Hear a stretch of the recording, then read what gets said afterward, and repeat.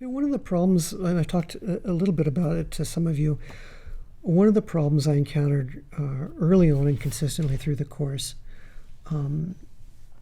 reflected the high-achieving, anxious mindset of this public of students, which are honors program students, 60% of which were pre-med students. So these are students that are putting themselves under a lot of pressure, and therefore willing to pour a lot of anxiety into what is the professor looking for kinds of questions.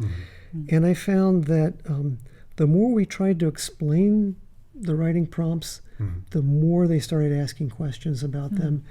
And I had a number of GSIs who tried their own hand at explaining the prompt in their own words, thinking that they communicate more directly, and they ended up changing the prompt and misunderstanding it. So one of the things I want to really focus on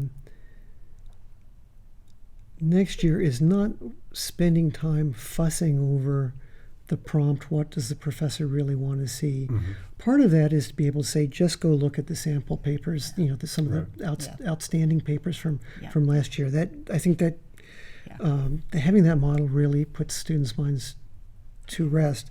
The other thing I want to do is go through and talk through the writing assignment, the fact that the writing assignments are all going to build on each other, that there is going to be a portfolio coming down the line, and anchor that in students' minds with a screencast, and just offload it from the lecture. I think the time in lecture is already at a premium, and I want to open up more time for teamwork in lectures. So I'm taking a screencast workshop in a few weeks, and I'm just going to pour that in so that if they have problems, they can just come back to me, and I can take the three-way communication with the GSIs out of it. And if they don't understand my screencast, they're always welcome. I'll put it in. You're always welcome to email me. But the message being, just start writing, just go back and reread. If you have to, look at a sample paper, but just do it.